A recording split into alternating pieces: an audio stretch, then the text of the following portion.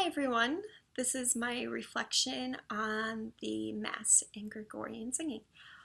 This was not my first time listening to a Mass in its entirety, so that was kind of nice because I had an idea of what I was expecting to hear. But I do have some notes that I wrote down. So one of the things that surprised me and that I forgot about is how long the intro is before getting to the Kyrie and Gloria. And so the length of it was kind of long, so that surprised me. And when I was looking at the Mass chart, there was less spoken parts than if you go to Mass today.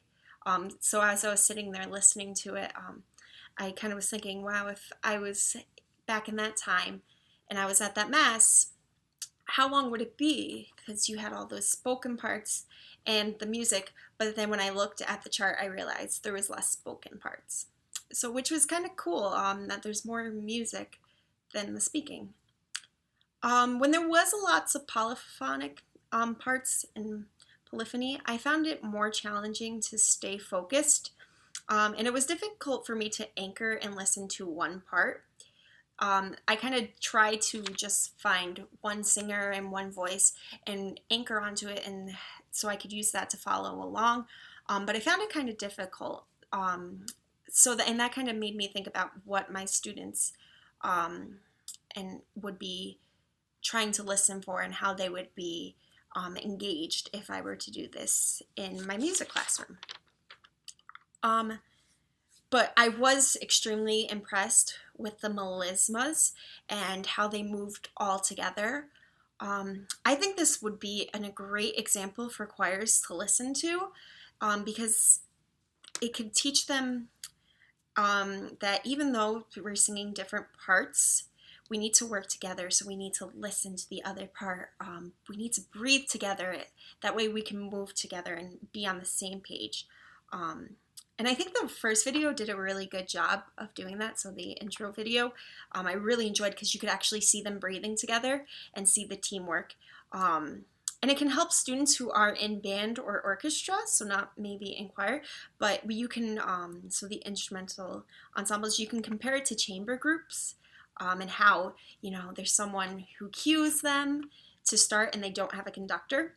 So I think you can help students make connections that way. And I also thought that the students may connect it to the pentatonics, or pitch perfect, even though it's not the same time period, and not the same setting. They're gonna, wonder where the instruments are, and then when you say it's a cappella, that may be the first thing that comes to their mind. So for my elementary students, they may make connections with the music that they hear at church, because it did sound like music you would hear at church. But I think it would be hard for them to stay engaged while listening. I think if I gave them pieces of paper and pens and pencils and markers and asked them to draw while they listened, I think that would be awesome, and I think I'd get cool results, especially if I had them do it thinking about the textures and different parts. But I think it'd be hard to do at the elementary level. For my middle school students, I think I would give them something to listen for, kind of like I did, where I try to hone in on one part. I think if I asked a specific question, just to have them listen for something, so how many parts do you hear, things like that, that will help them stay more engaged. Or asking them to take a guess of the time period that this music might be from.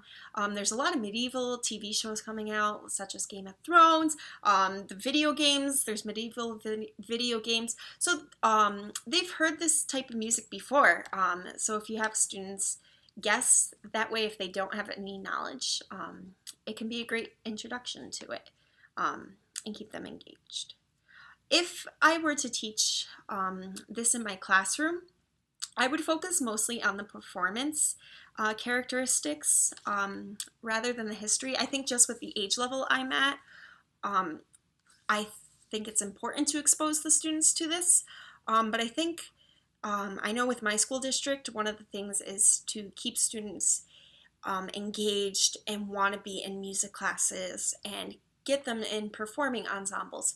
So I think showing the performance and talking about how this is teamwork, and things like that, and getting them excited about it, and performing different languages, I think that will help them stay engaged. So I would definitely play this type of music in my classroom. And then at the high school level, I would definitely start talking about the history behind it, what was going on with the churches, and why might they not have instruments and things like that. So there's definitely ways I would bring this into my classroom. And that's my reflection.